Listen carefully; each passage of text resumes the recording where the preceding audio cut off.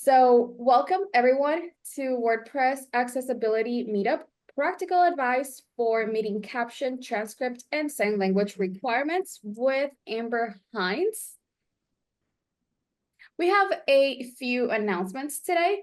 So we have our Facebook group where you can connect between meetups. You can ask anything and everything related to WordPress and or accessibility, and you can answer questions as well. And you can find our Facebook group at facebook.com/groups/WordPress.accessibility.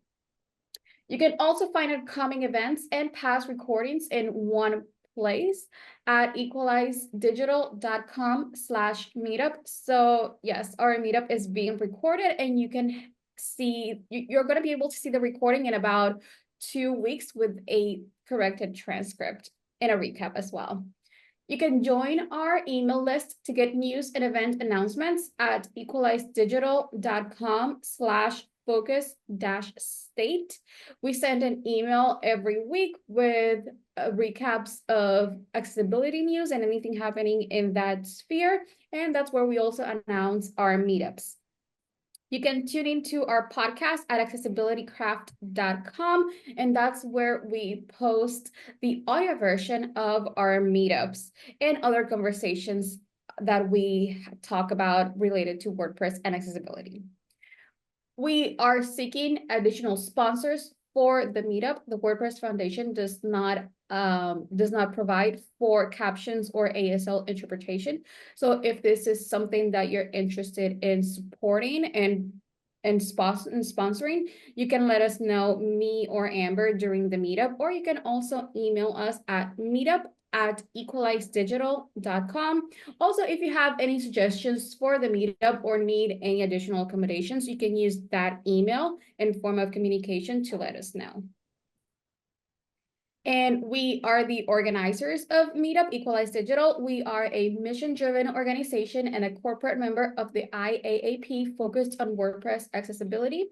We have a WordPress plugin called Accessibility Checker that scans for accessibility problems and provides reports on the post edit screen to make building accessible websites easier. You can find it at equalizedigital.com. And we would like to thank our live captioning sponsor for today. It's Kinsta. Kinsta provides managed hosting services for WordPress. It is powering 120,000 businesses worldwide, and based on the user reviews, it is the highest rated managed WordPress host on G2. It has everything you need, including an unbeatable combination of speed, security, and expert support. Powered by Google Cloud and the fastest C3D and C2 servers combined with CDN and edge caching. Your sites are secured with Cloudflare Enterprise, protecting you from DDoS attacks. All plans include free migrations, and the first month of the starter plan is completely free, so you can try the service risks free. You can find them at kinsta.com, and we always encourage our attendees to please just post on X, Facebook, or wherever on social. You can find Kinsta and thank them for sponsoring WordPress Accessibility Meetup. We also want to tease a few upcoming events that we're going to be having. So we have From Concept to Code, Communicating Accessibility in the Design Handoff with Danielle Zarcaro, and that is going to be on Monday, March 17th. There is a misspelling in there in the slides, but it's on Monday, March 17th at 7 p.m. Central. And then we also are going to be having Accessible Firebrand. Why can't I use my brand color there and then where? And that is with Mark Alves and Dana Pulsifer. That's going to be at this same time slot on Thursday, April 3rd at 10 a.m. Central. And you can also join Amber on her accessibility remediation YouTube live streams. They happen on every Thursdays, except when we have Meetup, of course, and they happen at 11 a.m. Central. And just want to welcome today's speaker, Amber Hinds. Amber is the founder and CEO at Equalize Digital, website accessibility consulting, accessible website development firm. And she's working to work a more equitable web for people of all abilities. And she is also the organizer of WordPress Accessibility Meetup and WordPress Accessibility Day. So welcome, Amber. I am going to stop sharing so that you can share your screen. And while we do that, I would like to remind everyone that if you have any questions during the presentation, please pop them in the Q&A box. It makes it so much easier for us to track them and easier for us to answer them in the Q&A portion of the talk. And without further ado, Amber, take it away. Thanks so much, Paula.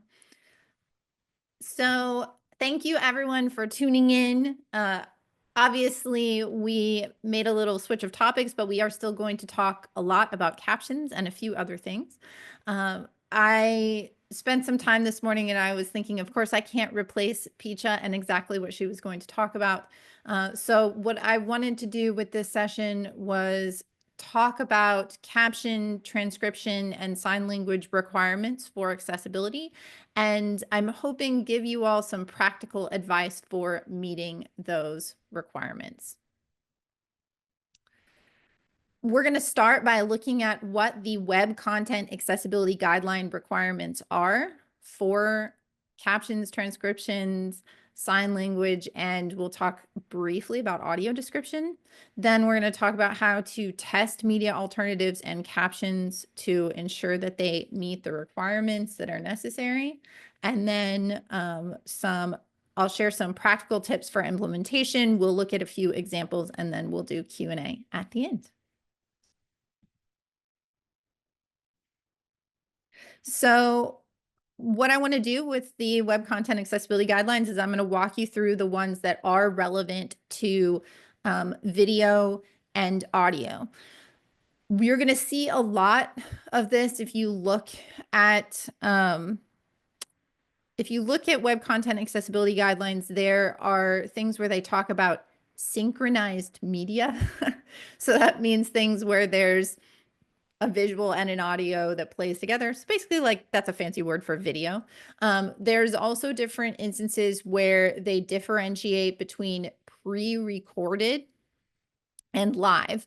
So different guidelines apply to something you have recorded and then, for example, uploaded to your YouTube or your Vimeo or your Wistia account to either share socially or post directly on your website, embed in your website. That would all be considered pre-recorded. Live is, of course, like this. We're in a Zoom call. So in a webinar, that's live. Or if you did live streaming to social media, then that would also count as live. So it's literally something that's happening right now. So a video or an audio file can potentially have different requirements at different points in time. So let's talk through the different requirements that apply to video or audio. So the first one is 1.2.1 audio only and video only pre-recorded. So this criterion, for example, would not apply right now because we're in a live video. It is a level A requirement for any pre-recorded audio or video. And basically it says that for all of them, you have to have a media alternative. So it says, except when the audio or video is already a media alternative for text and it's clearly labeled as such. For pre-recorded audio, you would have to have an alternative for time-based media. So time-based media is the words are happening connected to a specific timing. So for example, a podcast is an example of pre-recorded audio only. So an alternative for time-based media is provided that presents equivalent information for the pre-recorded audio only content. Just a lot of words. It's a fancy way of saying if you have an audio player on your website that plays words, spoken audio, let's say, you have to have a transcript for it, right? You need to have something that is an alternative to that. If you have pre-recorded video, so a video embedded on your website, then you have to, it says either an alternative for that, or an audio track is provided that presents equivalent information for pre-recorded video-only content. So a thing that is important to note about video content is that there is frequently information presented visually in videos that is very important, not just auditorily. So there might be words on a screen. For example, right now I'm sharing my slides and there are words on the slides. If I wasn't reading all of these, if I said, okay, and now we're all going to read this for a second, and then I'll talk, and I paused, well, that would be a problem, because if somebody couldn't see those words, then they would miss out. Or there might be actions that happen. If you think about a movie where people are fighting, and the sounds that you hear during a fight probably wouldn't actually tell you who was winning in that fight. So that's sort of the concept. You want to make sure that the important information is present in a format separate from the video. Really saying this guideline, or sorry, the success criteria is really about making sure that any information that relies on only one sense to be able to interpret, so hearing or sight, is translated into a different medium that does not require that sense, hearing or sight. The next one is 1.2.2 captions pre-recorded. This is also a level A. Captions are provided for pre-recorded audio content in synchronized media, except when the media is a media alternative for text and is clearly labeled as such. So the last success criteria also talked about this media alternative for text. What does that mean? A media alternative for text is, for example, if you installed one of those plugins that takes your blog posts and uses AI to read out the content of the blog post. There is going to be an audio player at the top of your blog post, but that is considered a media alternative for text because it doesn't present anything new. All it does is provide a way to listen to the content that is on the page in word for word verbatim. It's not changing it at all. So you would, but you note this is clearly labeled as such. So you would need to label this like, in a way that it makes it very clear that this player isn't playing something different. It's a way to listen to the text on this page. And then in that case, right, anything that says except for that media alternative, it doesn't apply to it. So stepping back to this success criteria, basically it says that you have to have captions for any audio content in synchronized media. Remember, that says a video, unless it is just a video that's you reading out the text of the blog post. Otherwise, you need to always provide captions. I'm only going to talk about one of the audio description success criteria, which is level A, because primarily I want to focus today on how we can make media content more accessible for people who are deaf or hard of hearing. But there is a group of people who are deafblind, and that is really important to keep in mind. So if you were to have captions on a video, you may not be able to, they might not be able to read them. They might need a transcript or something else because they can't see the captions on the video. This success criterion that is a level A is 1.2.3 audio description or media alternative pre-recorded. And it says an alternative for time-based media or audio description of the pre-recorded video content is provided for synchronized media, except when the media is a media alternative for text and is clearly labeled as such. So this is basically saying that you need to have any sort of alternative for that video that is written in text, or it can be a audio description file. So someone can listen to an alternate version of that video that includes the extra audio to describe what's happening in the video visually so that someone can hear and interpret that. So that's what this is about. Captions live, that would of course apply to us. So the So this 1.2.4 captions live, this is a double A, and it says captions have to be provided for all live audio content in synchronized media. So again, any spoken audio that is happening live in a video or in a live audio. There was a, I'm trying to think, Clubhouse, I think, was a social media platform for a while that got very trendy for maybe like 3 or 4 months. I don't know if anyone remembers that. Give me a thumbs up if you remember that platform.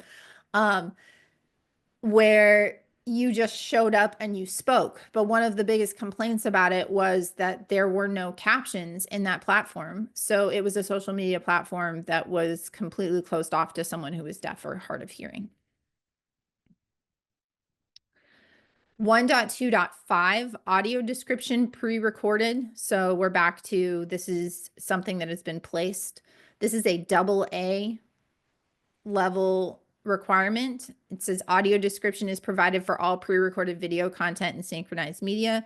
So if you're not familiar with web content accessibility guidelines, there's a ton of information on our resource on our website. You can also find additional talks in the library from Meetup presentations. But the short of it is most people are going to need to meet anything that is A and double A. So this is going to require that audio description is provided for all pre-recorded videos so that if there's important visual content, it can be communicated to someone who is not able to see that video. And now we reach the AAA criteria. The first one there is 1.2.6, sign language for pre-recorded videos. Sign language interpretation is provided for all pre-recorded audio content in synchronized media. So this could be sign language for a video. It could also be sign language for an audio only file. 1.2.8 media alternative pre-recorded level AAA. This is an alternative for time-based media is provided for all pre-recorded synchronized media and all pre-recorded video only media. So this goes a little bit back to what we saw on that single A criteria, but extends it a little bit further.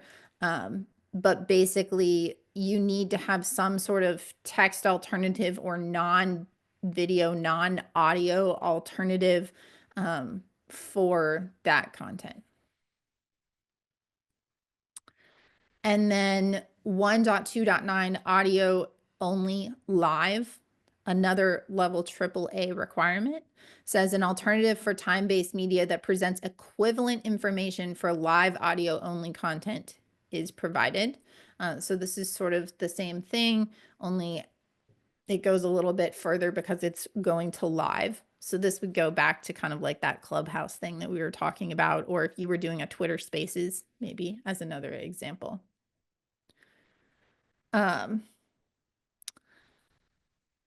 So how do we meet all of these? I've just gone through a bunch of success criterions and spoken about them, but a lot of that language, as I talked about, I'm trying to explain it as I go, but it's kind of dense. So what I have on the screen right here is a table that shows those success criterions that we have just gone through, what level they are, and ways that you can meet them or pass them. So I'm going to read through this real quick just for everyone who cannot see it. So the first one, that 1.2.1 audio only and video only pre-recorded level A, you can meet this by providing a audio description file or an extended transcript. Extended transcript is my terminology. This is what I call it. A normal transcript that you would see for a video or an audio file might have timestamps and speaker labels and the literal words that were spoken in the video, and maybe some important sounds. But what a normal transcript would have, it wouldn't describe anything important that was shown visually. It just transcribes the actual spoken audio. So an extended transcript is what I call this, where you intersperse key written descriptions into the transcript with the spoken audio to extend it and provide all of the same information that would be communicated in a video. Obviously, that doesn't apply to an audio only file, but it would apply to a video. 1.2.1 captions pre-recorded, that was level A. You can meet this by providing either closed captions or open captions, and we'll talk about what those are in just a minute. 1.2.3 audio description or media alternative pre-recorded is a level A. You can meet this by providing audio description. You can meet this by providing an extended transcript. In the instance that it is what WCAG calls a, quote, talking head video. So a person who is talking with a static background, I'm a talking head video. If it were just me and there were no slides, that would be like a talking head background because the background is irrelevant to the person. And there's no timing that matters between what's being shown. And so with that, you can use static text that does not have any timing, that is a written description of the media and what happened, what was said, and what was shown. And that is also considered sufficient for meeting 1.2.3. 1.2.6, sign language pre-recorded AAA. You would either want to have sign language in the video stream. You've seen that if you've come to other meetups here where we have sign language in a little video, or if you watch one of our recordings, there's just like a little square of a person there, and that is the sign language in the video stream. Or you can have a separate synchronized video that can be moved around and viewed, but timed with the video that is being played that doesn't have the sign language, and they match up. And I'll show you an example of one of those in just a little bit. And then 1.2.8, media alternative pre-recorded AAA, that can be met with an extended transcript. 1.2.9, audio only live AAA can be met with a transcript.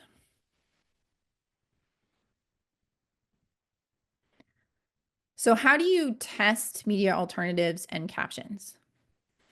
If you're trying to figure out if something passes the, I don't know, the sniff test for being a valid media alternative for videos, this is what you would do. One, you'd view the video only content. So view the video while referring to the alternative. So basically you compare them to one another. Watch the video, look at the alternative that has been provided. And here's what you do.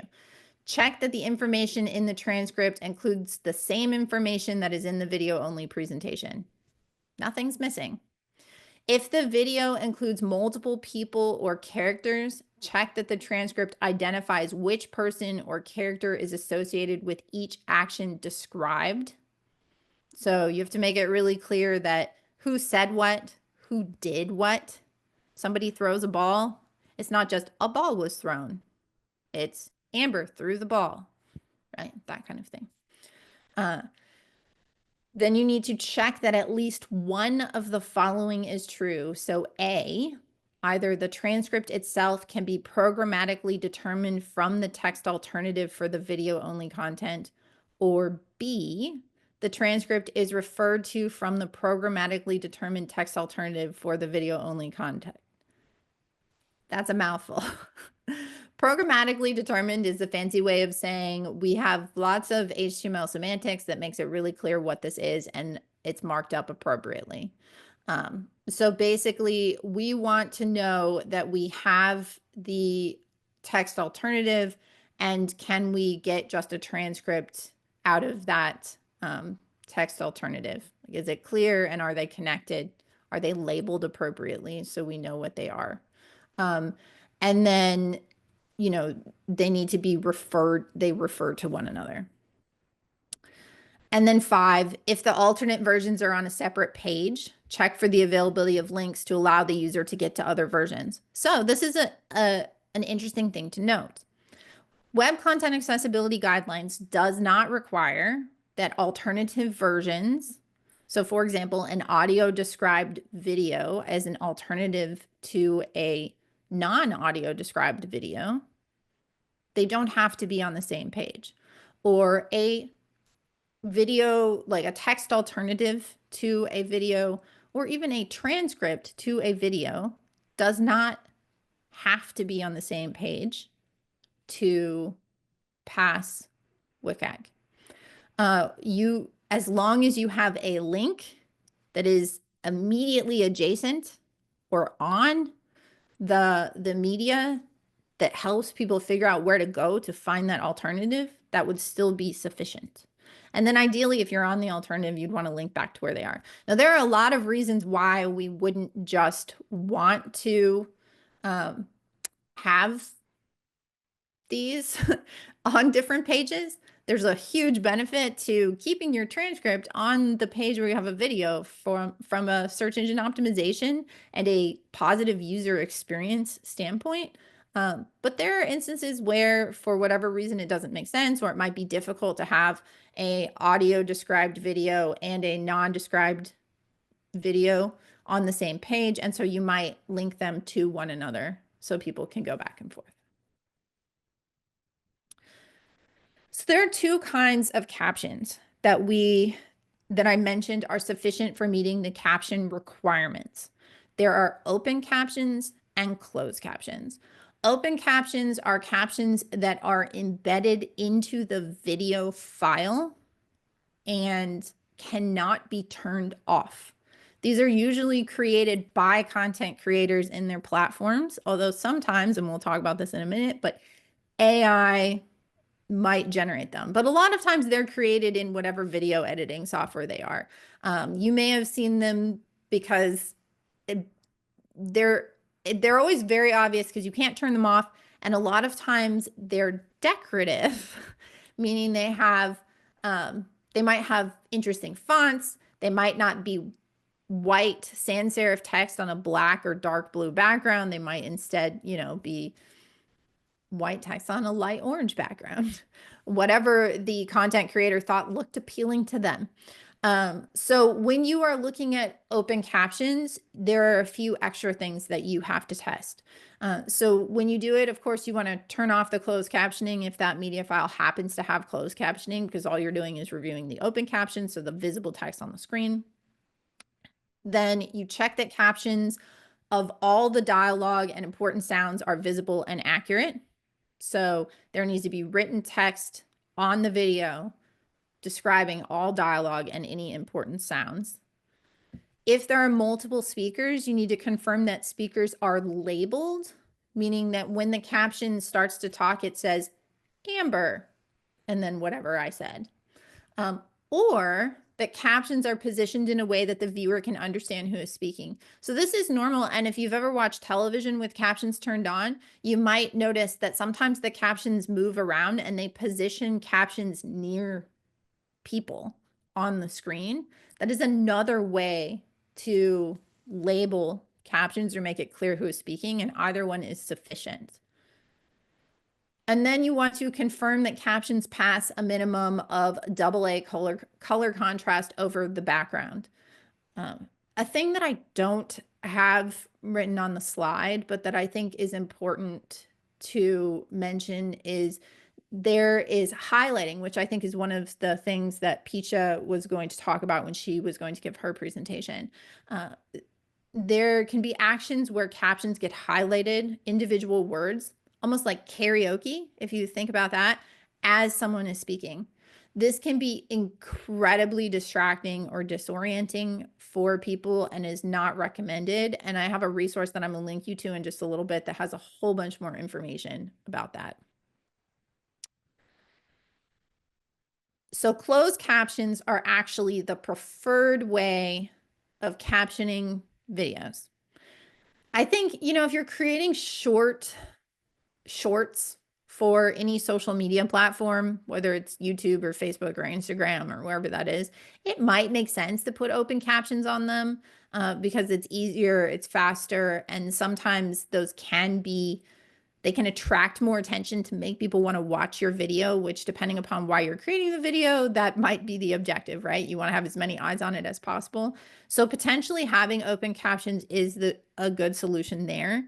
On your website, though, you really want to have closed captions because that gives people the ability to turn them off and on. It puts them in a standard format for the video player, so they're all going to look consistent, and that is really the most user-friendly way to do captions on a website. So how do you test them? You turn on the closed caption feature in the media player, obviously.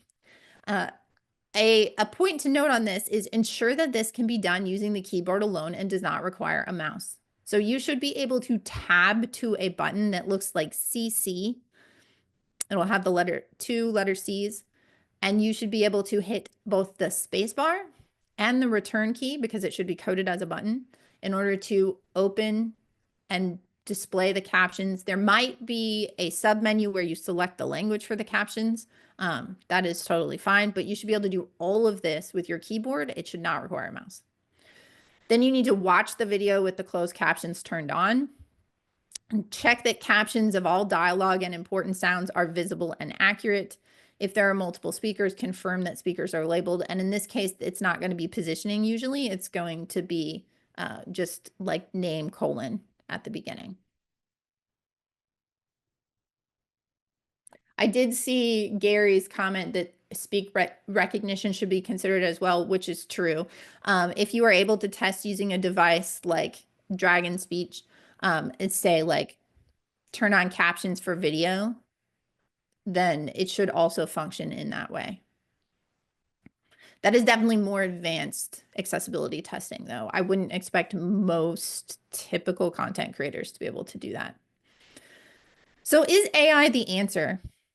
I know these days, automated captions can be pretty easily achieved on any platform.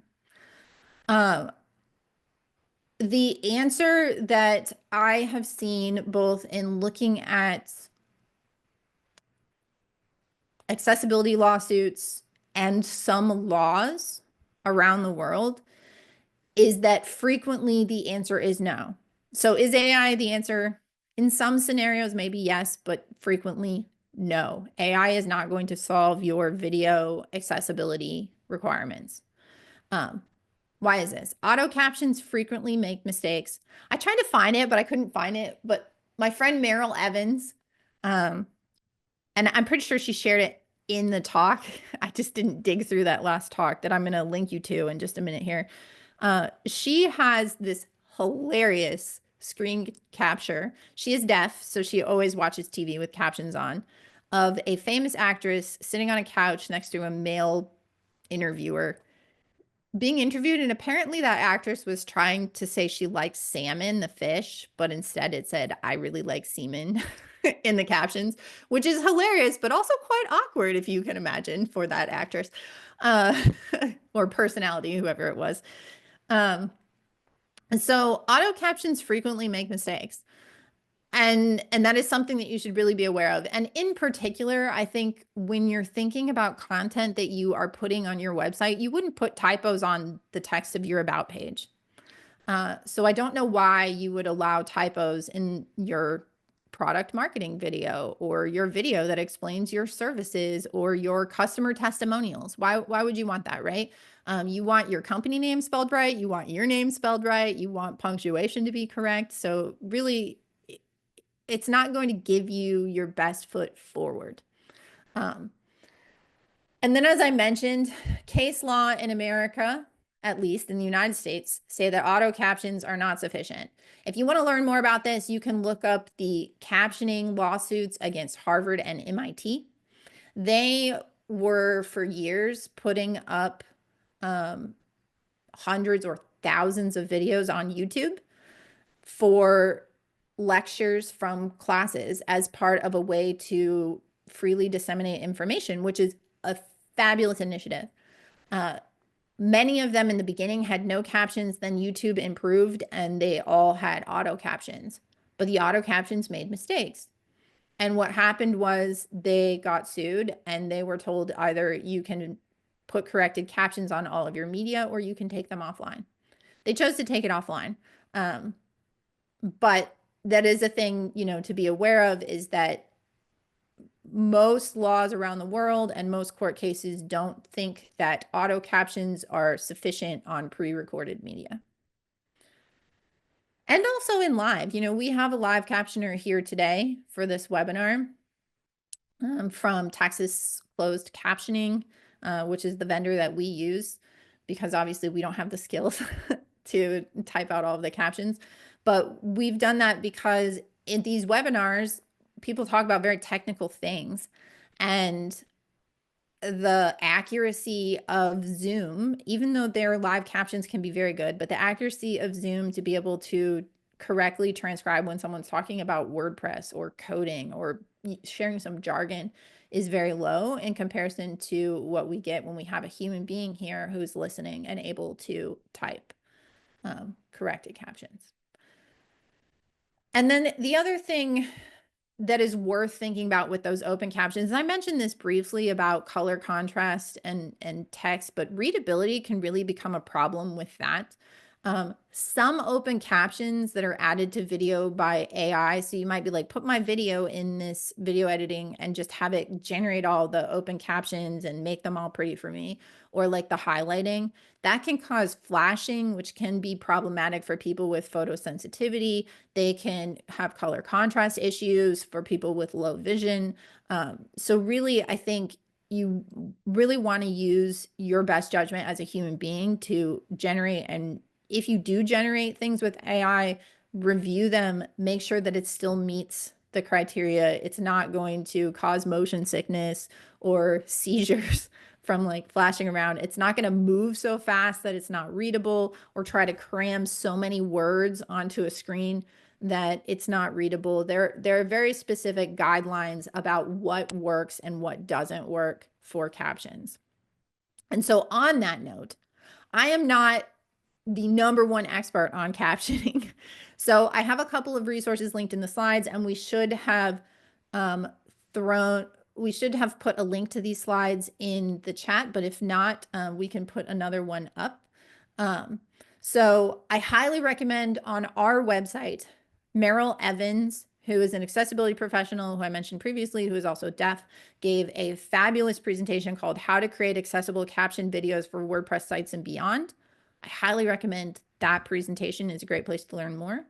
There is also a resource here called Guidelines and Best Practices for Captioning Educational Video. This is from the Described and Captioned Media Program, which is a independent nonprofit organization that provides education on that.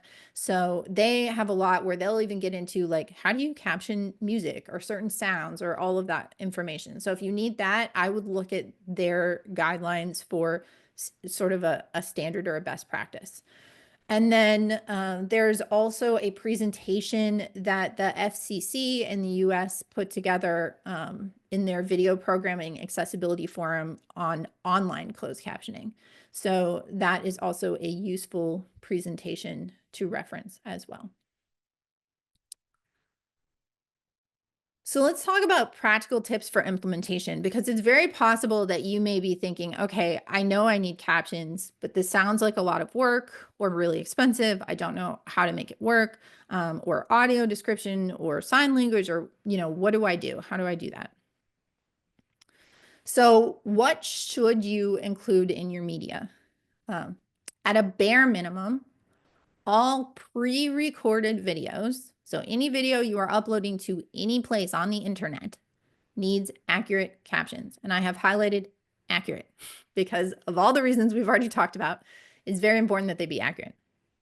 You should provide transcripts for audio and video, not the extended with extra written, just the transcript. Usually whatever platform you're using to generate your captions, you can very easily just export a transcript from, and that will do that for you, and then you can provide that. You should provide written description of important visuals, or, and I don't have this written up there, but, or do some self-audio description.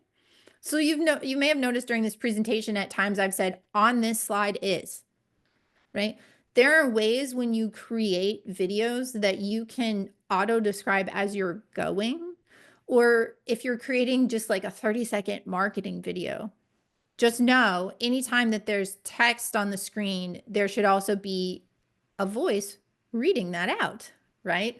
Or maybe like describing something if it's really important. Another one that comes up a lot that I see in WordPress land is we have tutorial videos where we're saying, okay, now I click here and then I go here and then I click on this. Well, that's not very helpful. Could any of you picture what I was talking about? No, right? So instead, you just want to think about while you're creating those tutorial videos going and saying, now I go to the WordPress admin, I click on dashboard, and then I click updates, right? Like just really being very specific in the wording that you're using when you're creating videos. You can sort of self-describe as you're creating that video so that you don't need to have separate audio description. But that said, if there is something very important, consider providing just like a written blurb that explains the video as well. So for in that same scenario, I'm a plugin developer and I'm creating a YouTube video that shows how to do this thing in my plugin. Well, I should also have written step-by-step instructions down below it on the documentation page on my website. Just putting the video, I'm gonna tell you right now, I don't know if anyone else agrees with me, but the moment all I see is a video for how to do something in a tutorial for software, and I'm instantly like, no, thumbs down. I want to be able to just read it and find what I want. I don't want to watch a video. So that's going to support a lot of different people, like people with different learning styles, not just someone who is blind. So then based upon your budget and audience, what you might also consider is, do you have audio description, which could be a separate track that can be played at the same time.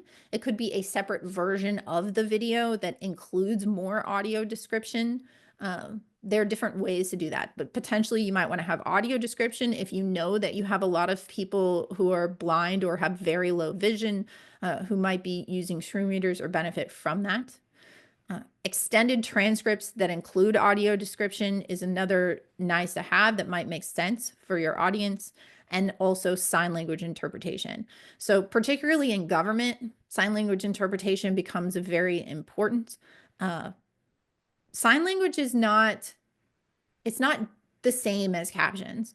Many people who are part of the deaf with a capital D community, so people who are culturally deaf is a way that they frequently speak about it. They may have learned sign language as their first language, and having sign language interpretation really, it's almost like if I were a native Spanish speaker and English were my second language, right? That it's the same sort of thing. And so having that sign language interpretation can be very beneficial to people in those communities.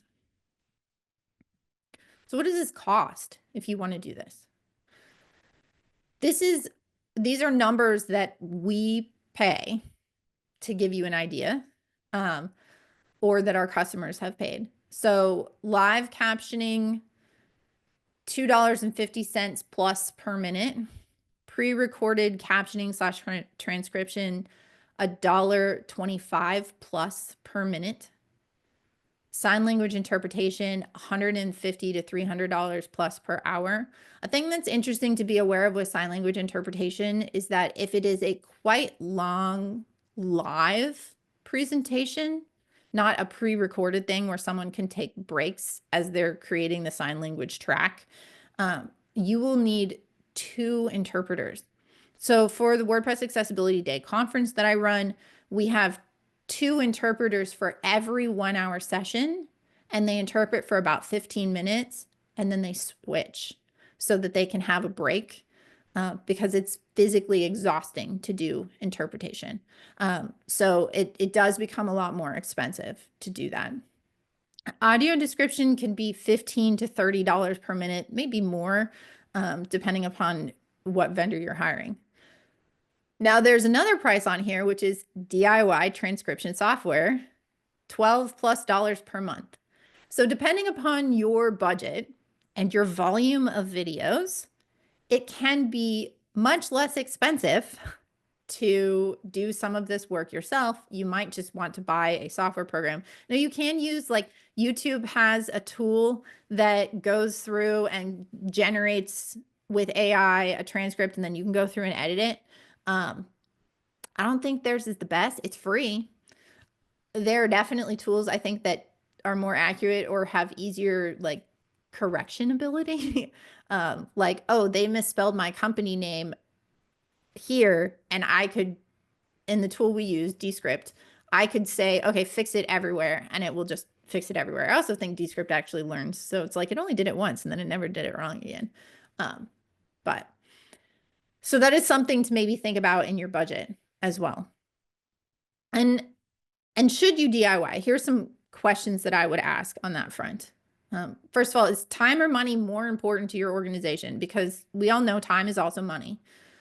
Do you have internal interest in creating transcripts or captions? Maybe there's somebody who thinks it's interesting or fun for your pre-recorded videos to create those.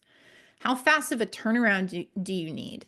I'll talk in a minute more about how we've broken all this down, but there are scenarios where it just wouldn't make sense because I am running fast and I am making a video today that I want to put on YouTube today.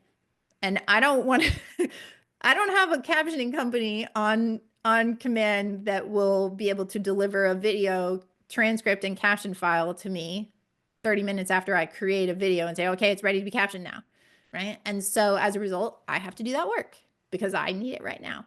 So that is something to sort of keep in mind. And then on hiring a vendor, are there scenarios where auto captions or auto craptions, that's what I put there with an exclamation point, because that's what Meryl likes to call them, are sufficient? There might be cases where because of budgetary or other reasons, you can't meet that AAA for live videos, for example. And so you are going to use auto captions on a live video. And then maybe after the fact, when you reshare it, it's going to have corrected captions, but while you're live, it'll be auto captions, for example. So you'll need to talk about that. Like, what sort of risk are you available to? Who are you open to? What is the audience for that live video or that live podcast feed? And would auto captions in that situation be sufficient? Are they certified? So this is something that's really important that I've noticed a lot. There are vendors out there that, or like freelancers you can find on, I don't know, Fiverr or Upwork that say they can do captioning, but you might get very poor quality back because all they're really doing is using one of those AI tools and barely correcting it. And they don't know things about like what the length should be or how to caption certain sounds. So I would say if you are going to hire a vendor, I would find a vendor that uses certified captioners for sure for live, but also potentially for pre-recorded because you're going to get better quality and it's going to require less QA on your part. How do they deliver files or captions? This is just a good question to ask them. Particularly in live, there's different ways to handle this. So right now, our live captioner is typing directly in Zoom. This is my preferred method of doing that. The last couple years for our WordPress Accessibility Day conference, our live captioners were typing in a separate software that used an API feed to connect with Zoom. And we are going to revisit that this year because the biggest piece of feedback that we got from people was that the captions were delayed, and adding that separate feed and API connection instead of just directly typing in Zoom, I think added to that delay. So, kind of thinking about some of those things, what are their methodologies? Are they going to be able to work with you? Like there are some vendors that are like, oh yeah, we can just upload them all to a Google Drive folder. You send me the pre-recorded videos, we can set up a whole process and do that, whatever works for you, but just making sure how they're going to deliver the files or the live captions is going to work best for what your needs are. And then I would always ask how much accuracy they guarantee in a live setting. I have been in video meetings or webinars that were captioned by a human that were incredibly inaccurate. I mean, really inaccurate. We've been really happy with Texas closed captions because of their accuracy. And that's part of why we've stuck with them a lot, because I've seen some others and there were a few that we experimented with in the beginning. So I would definitely ask, and this goes a little bit along with how experienced are your captioners? Are they certified? you know, how much accuracy do you guarantee? It's never going to be perfect. There are going to be mistakes, particularly in a live setting. But I do think trying to find a vendor that works for you, that can be more accurate is important. So what we do. So our company is committed to accessibility. We try to follow best practices, but we also are a very small entity. We have a small team. We're not a huge budget organization. So this is what we have done and what has worked for us. We have live captions at the meetup for the most part, and you heard a commercial for one of these at the beginning. These are covered by sponsors. There are occasionally months when we don't have a sponsor and we said, well, we're committing to having live captions at the meetup, so we will pay for that cost. But we have figured out a way to try and generally offset it by sponsors, and that's how we've been able to make that affordable for us. And that might be something that works for your organization, depending upon what your organization is. We pay a vendor to provide corrected captions and transcripts of Meetup. So after this Meetup is over, Paula will edit the recording, get it down to just the part we want. She sends that video off to a vendor. They send it back, and we do a 7-day turnaround. They can do shorter, but it costs more money if you want to do shorter, right? So they send it back in 7 days. Well, not the video, but they send over a, I can't remember if it's a VTT or an SRT file, but they send us over the caption file that we can upload to YouTube and a transcript file that we can copy and paste into the website. These are long. They're 90-minute webinars, and they are sometimes highly technical. So for us, it just didn't make sense to do that internally. What I have generally found is that creating captions myself might take about 2 times the duration of the actual video file. To use AI to generate it, go through, correct it, make sure all the speakers are labeled and all of that kind of stuff. So we have decided that it makes the most sense to pay a vendor to do that work for us for these meetups. Occasionally we have American Sign Language, which I've abbreviated to ASL, if it is paid for by a sponsor. We just don't have the budget to have sign language. I would love to meet that AAA requirement all the time, but unfortunately it's not something that we're able to do. And I think that's the reality sometimes of small organizations. You have to do what makes sense and what you can afford to do. So we do try very hard to get sponsors, and we occasionally have sign language, and we occasionally, but more frequently, do not. All of our podcasts and other marketing content, so any other pre-recorded video that we put out there or upload to our YouTube channel, and our podcast transcripts, these all have captions or transcripts that we create in-house. So either myself or Paula or my partner Chris will use a tool called Descript to generate the captions. Now, what I like about Descript, I mentioned before, it has things where it'll correct things throughout. It also, you can use it to edit. So with the podcast, we record the podcast, we download that video, we put the video in Descript, and it will do things like clean up filler words. So every time I've said in this video, well, that'll be in the final video. But in our podcast, we remove those. And you can remove them by having Descript remove filler words, and it removes it from the transcript, but it also removes it from the video. It's very handy. I like it. I don't feel like it's that expensive on a monthly basis, and it's super worth it. But for us, this was sort of where we had to draw the line on, yes, it would save us more time if we paid a vendor to transcribe these, but since we found a tool that would also help us a little bit with the video editing, and we knew that we weren't going to also pay a vendor to edit our videos because we're not that fancy yet, it just made more sense for us to do that transcription and captioning ourselves. And that's pretty much the way any of our little marketing videos work as well. I have started, as Paula mentioned, doing some YouTube and other social media live streaming. Those are all currently using automated captions because we don't have a budget to do live captions, but we're doing automated captions with the goal that anytime any one of those videos were to get added to our website, before we would do that or promoted heavily beyond the live day of, we would go back and we would create corrected captions and upload those first. So that is how we have approached this as an organization. I figured it might be helpful to kind of talk about that as an example. I wanted to share, I'm have up on the screen the actual budget this year for the WP Accessibility Day conference on the accessibility services side, because I thought it would be interesting. What does this look like for a bigger event, not a incidental, I have a 20-minute video I want to put up kind of thing. So for live captioning services for that event, and that event, so everyone, actually, let me take a step back. That event, so everyone has the same basic understanding or framework, is it is a 1-day, 24-hour straight event. So it runs for a full 24 hours with no stop. It has a session every hour. So there's 24 sessions. It's only one track. There's not like 8 different sessions happening at the same time. So it's 24 hours straight of video. And we decided a couple of years ago when we made it a nonprofit organization that we were going to strive for AAA accessibility with everything that we do, not just with the event, but we are trying to do that with the website and other things so that we can be an example, like a best practice example of accessibility. So we do live captions and we do sign language interpretation during the event.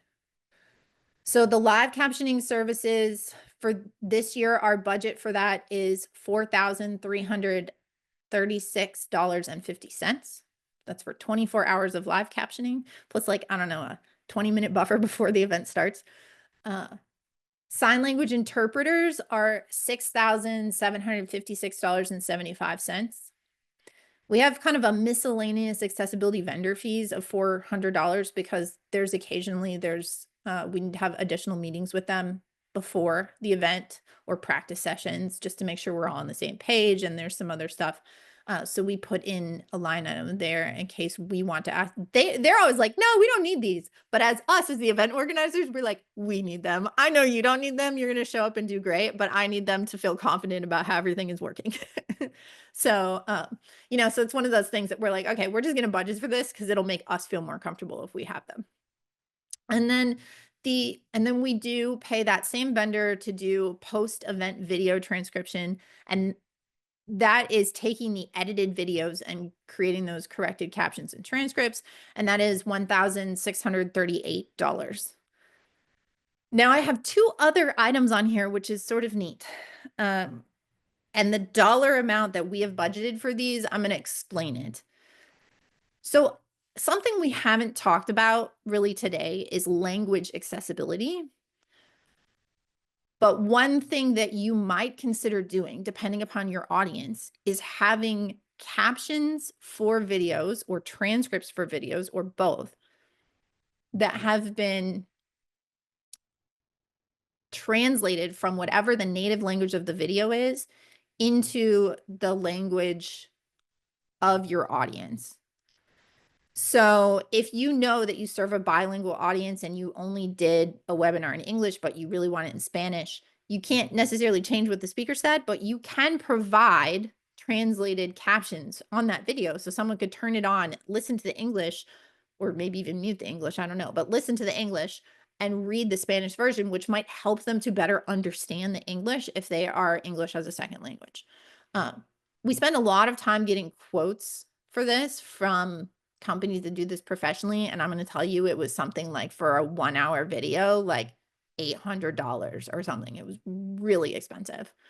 But what we figured out was that we decided to budget $80 per video for both Spanish and French, and we have a goal this year of translating 48 videos into Spanish and French, because we think that this is a great way to help get more accessibility knowledge out to people who speak those languages natively. This number, I left it here because I think it's interesting and it's a thought and something you might think about, but is definitely only accurate if you have volunteers. This is what I'm going to call it. Basically, we have people who volunteer and are willing to translate for us at this price. You might be able to find people on Upwork or Fiverr who would do it for you at this price. I'd be a little cautious if you don't speak that language, you can't check what they're doing. You just have to trust them or like get reviews or something, right? But if you go to any of the really big media companies, they're not going to give you a price like this. It's going to be way higher. So just a thought. So I want to show just a few examples with transcripts, because this is one of the things that people always ask us, and it comes up a lot when we are doing remediations on websites. People will say, where do I put the transcript? Do I really have to have transcripts? And we always say, yes, you should always have a transcript. How do I do this on my website in a way that makes it look nice? So let me pull out of my slides for a second here. And I'm just going to show you a few different examples. So on our Accessibility Craft podcast website, it's not fancy. This is super basic. I built it while I was at a WordCamp a couple of years ago. We just put the transcript. We don't even have written summaries for these episodes. It's a goal that we have, but because of time and capacity, we just haven't done it yet.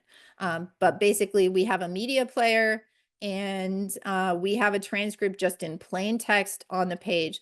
And these ones, we are not providing timestamps. Timestamps can be very helpful, but you don't necessarily always have to, because we're providing this as because we don't have a written description of this. Somebody might just want to read this, and I don't know if they actually care. They might, like, you have to kind of, we've debated that, like, do we want to do timestamps? Because then you could be like, oh, I read this, I actually want to listen to it instead. You could go and move the player forward to that part. But we haven't yet. But this is an example, just put it right on the page. Another example on the Equalize website, if you were to look at any of our past recordings, so this is the Law of Accessible Websites and Applications with Richard Hunt. We have the YouTube video here. We have a heading so people can't miss it that says read the transcript, nice and big.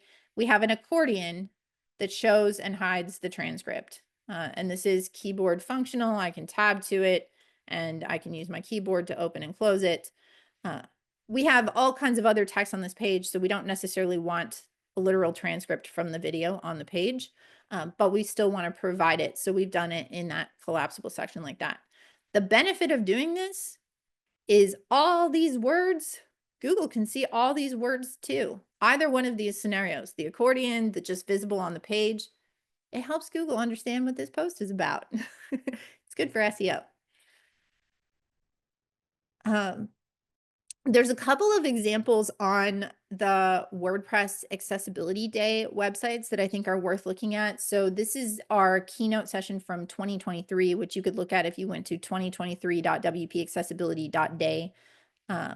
And there is a video player. This is using the Able Player WordPress plugin, and we've slightly modified how it works for us in our theme.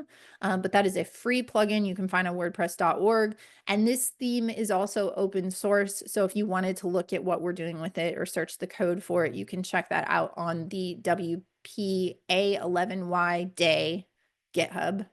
That's our username on GitHub, and find it there. But in this instance, the player has a transcript down below.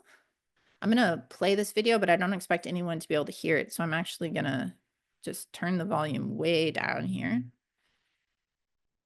I've jumped ahead.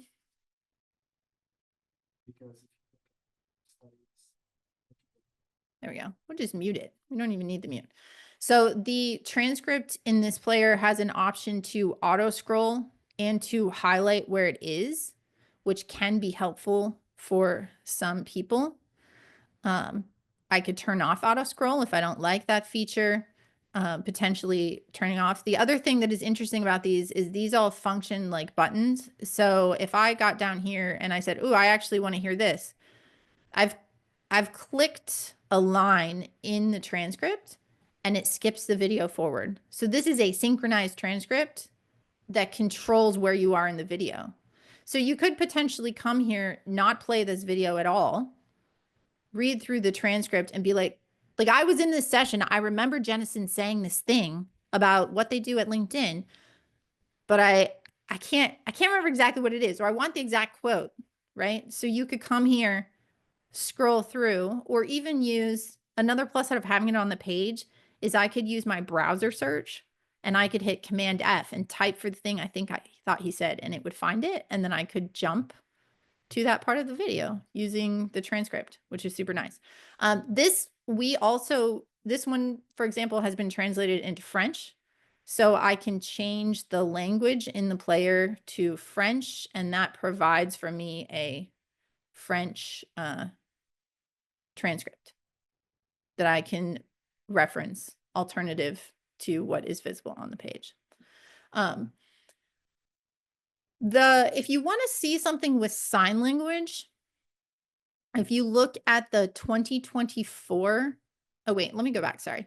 On the 2023 video, you can see we have our sign language. This is an example of in-stream.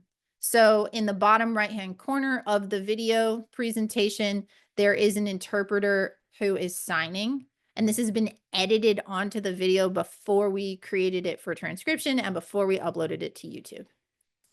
On the 2024 website, we have, moving forward, we're doing something different, which is we're not putting the sign language on the video. And the reason for that is that it actually, sometimes you might want the sign language to be positioned in a different spot, or you might want the interpreter to be much bigger because maybe that small little rectangle in the bottom right corner doesn't work for you. So what we have done with these is provide a way for sign language to open in a different section. It can actually be moved. So you can use arrow keys or you can drag and drop it. We have a space where you could position it if you wanted to. We've just left that. But I could even say, hey, I actually want this to be, oop, let's see, I'm going to move it. I actually want this to be really big. I don't know. Wait, I don't know if you guys can see this now that I'm thinking about it. It might have opened in a new window, but you can go play around. Oh, yep. Paul, oh, we can see it. Okay, good. So you can drag this to be really big. We've had people tell us that they, have put it on a whole second monitor. So it's full screen and they have the interpreter full screen. So let me jump ahead in the video. See, Difference between inclusion and exclusion. so we can see, for example, that our interpreter is, much bigger. So this is the other way that you could handle if you wanted to have sign language interpretation. And I think this is the direction we're going because we like that it gives users more control over positioning and size and all of that sort of stuff. On the transcript side, there are also some players that are doing a really nice job of embedding them. So one that I think in particular has been really improving a lot is Vimeo. So I'm on a website for New York eHealth Collaborative, and they have this program that they call Shiny, and they have a video about it in English, Spanish, Chinese, and Russian. And the text button that opens these, in one, it just looks like the video. Other ones uses both English and the language with the characters. These are all from Vimeo and they all open in modals. Hi, where? So it becomes a little more difficult when a video, we didn't build this, but we've been remediating it, opens in a modal. Do you put the transcript down below? You could maybe, but what happens on a mobile phone? There's a lot of different conversations there. But they happen to use Vimeo, and Vimeo has a feature where transcripts can be included in embeds. It also has a search feature. It also will synchronize and jump forward. So this is a really nice feature that I've been enjoying and appreciating a lot in Vimeo that they have been working on. And this does work with a keyboard as well. We have keyboard tested it. So that is another option. Wistia has an API that allows you to do this. YouTube, unfortunately, does not have anything that adds the transcript into the player yet. But you can use Able Player like we were doing on the other one. Those were all YouTube hosted videos with the Able Player player. And again, that's a free WordPress plugin. So those were a few examples. I'm going to stop sharing. I am happy to take any questions that people have about how to implement captions, sign language, any of those other things. Of course, you can always reach me if you want.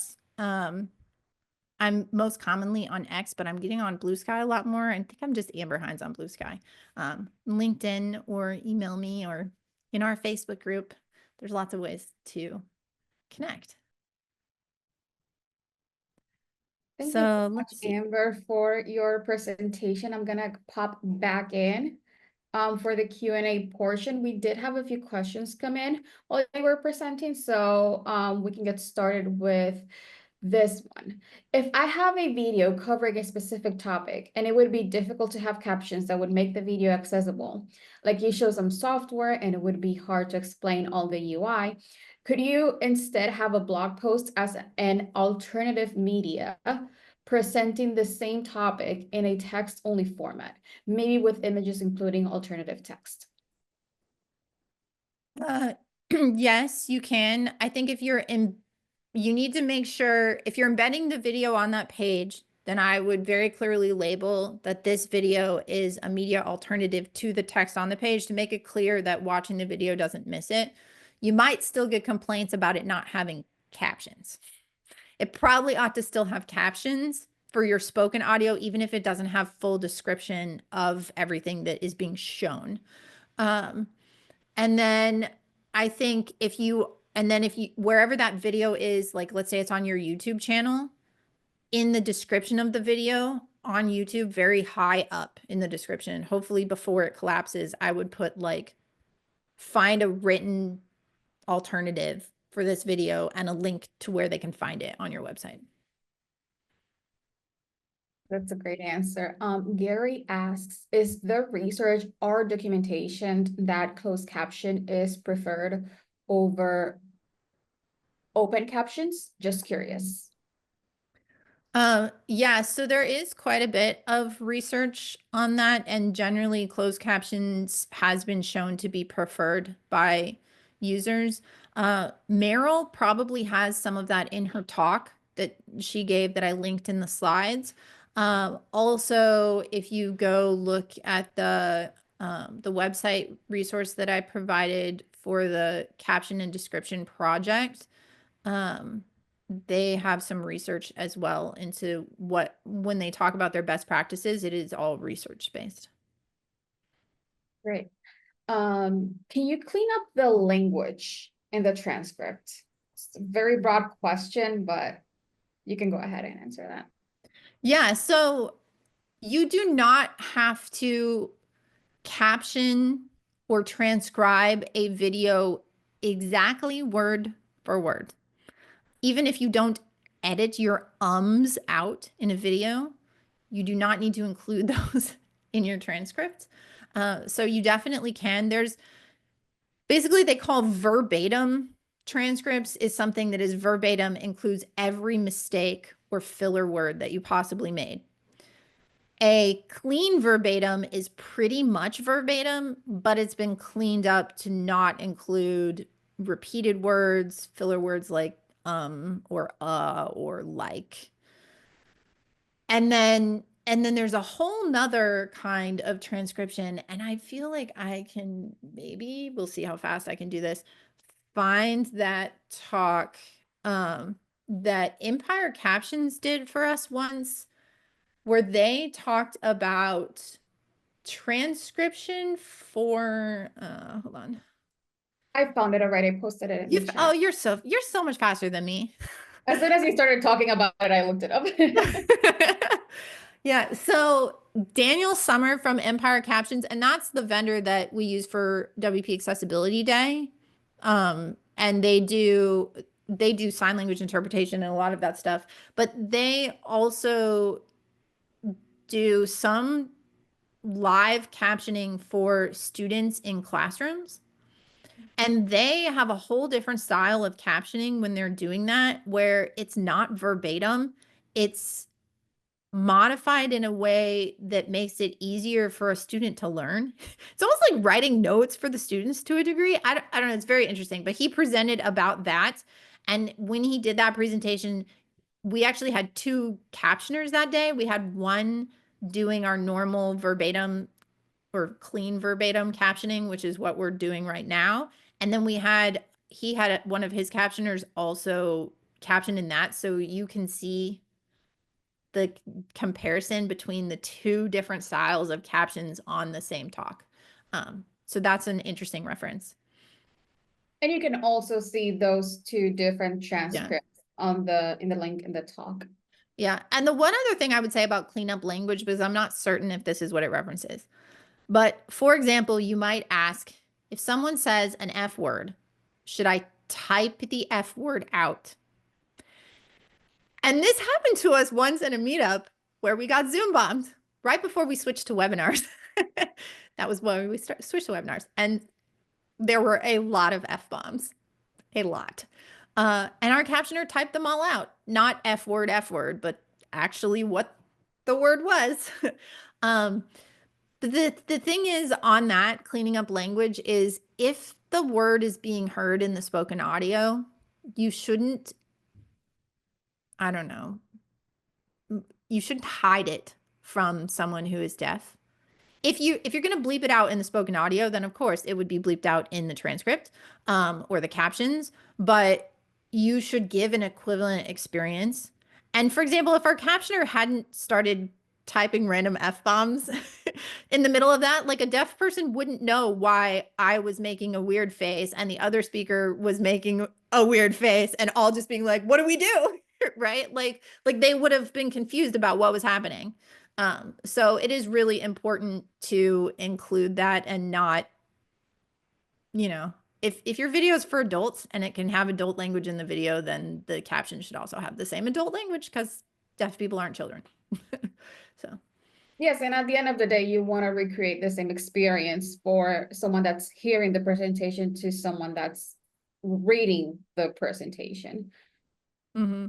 So going to the next question, should you always caption lyrics and songs, even when showing the video as a visual example of some idea you're discussing? Yes. Song lyrics should be captioned unless it's overlaid with spoken audio. Like in movies, sometimes there's background where there is lyrics, but what's important is what the speakers are saying. Then it might just say something like the tone of the music, and it might describe the music playing in the background, but it wouldn't caption all the words of the lyrics. Okay. And the next question would be, I have a client who uploads meeting recordings to SoundCloud. There are no captions. They have no idea how to provide captions and there is no budget for captioning. If captioning cannot be provided for audio video files, would it be best not to provide the audio recordings at all? Yeah.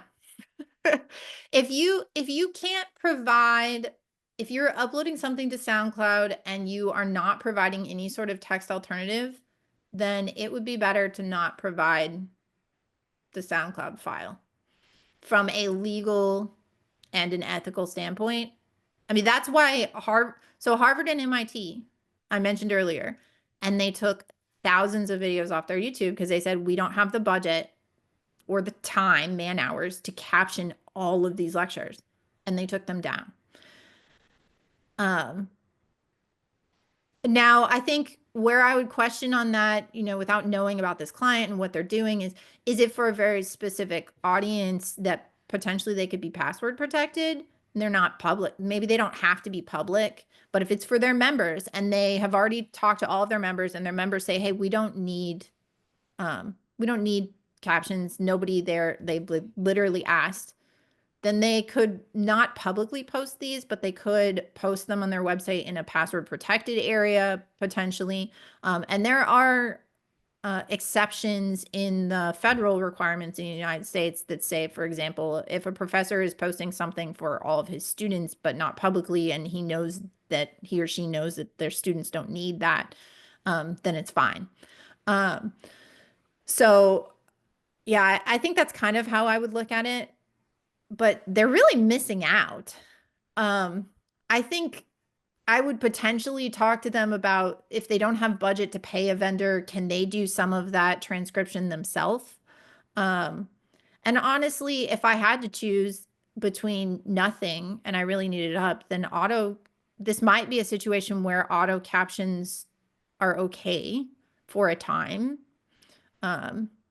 Depends on how risk averse they are. Yep.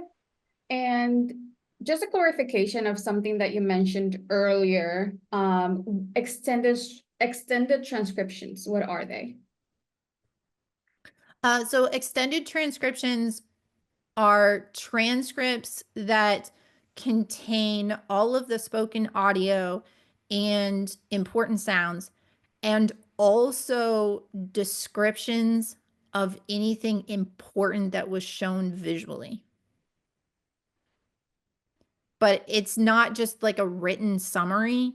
It's a transcript that maybe even has timestamps and is like, has it written out in the same order that it has in in the media itself.